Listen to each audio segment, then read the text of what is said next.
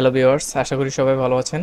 তো আজকে আমি আপনাদেরকে যে জিনিসটি দেখাতে যাচ্ছি সেটা খুব বেসিক একটা জিনিস, বাট যারা আহ, লেখালেখির কাজ করেন একদম বিগিনার, তারা প্রথম প্রথম হয়তো এই জিনিসটা বুঝতে পারে না।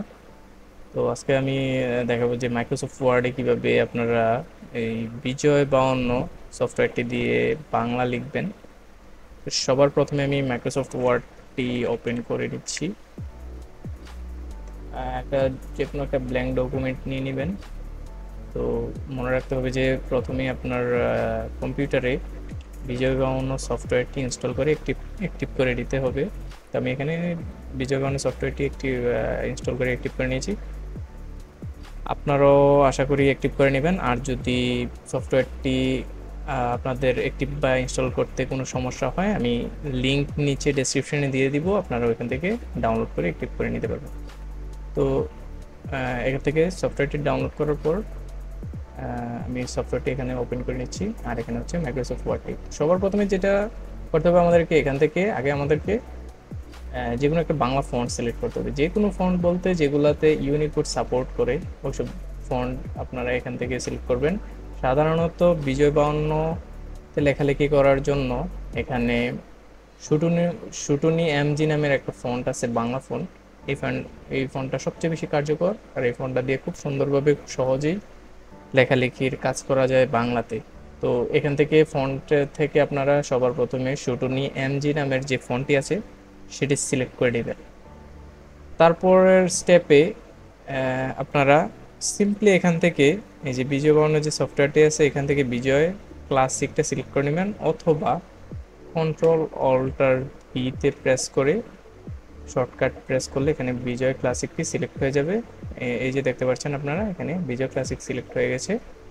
তো শেষ, আমাদের কাজ মোটামুটি শেষ। এখন আপনারা ইচ্ছা করলে বিজয়ের যে কিবোর্ড লেআউট আছে সেখান থেকে দেখে দেখে, অথবা বিজয়ে যেভাবে লিখতে হয় বাংলা সেখান থেকে আপনারা সুন্দর বাংলা লিখতে পারেন। যেমন আমি লিখতেছি এখানে, এই যে একটু ফন্টটা একটু বড় করে নিচ্ছি।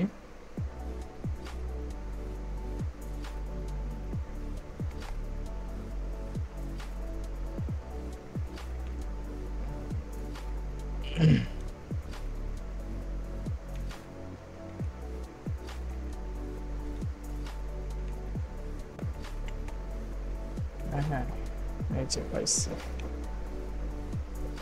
এই যে দেখতে পাচ্ছেন আমি এখন সুন্দরভাবে বাংলা লিখতে পারছি। তো আপনারা যখন আবার বাংলা থেকে ইংলিশে শিফট করবেন, সিম্পলি আবার কন্ট্রোল অল্টার বিতে প্রেস করে নর্মাল ইংলিশ সিলেক্ট করে নেবেন এখান থেকে, অথবা এখান থেকে আপনারা এই যে ইংলিশ সিলেক্ট করে নেবেন ড্রপ ডাউন থেকে। আর এই আইকনটা যদি নিচে থাকে, এই যে নিচে থাকে, তাহলে আপনার রাইট ক্লিক করে এখান থেকে যে কোনো একটা অপশন সিলেক্ট করে নেবেন। বলতে ইংলিশ লিখলে ইংলিশ সিলেক্ট করে নেবেন। আর এখান থেকে ফন্টটি শুটুনি এমজি ফন্টটি চেঞ্জ করে আপনারা যে কোনো একটি ইংলিশ ফন্ট সিলেক্ট করে নেবেন। তারপরে আপনারা এই যে ইংলিশ লিখতে পারবেন, ইংলিশ ওয়ার্ড লিখতে পারবেন। তো এটাই ছিল ছোট একটি টিউটোরিয়াল।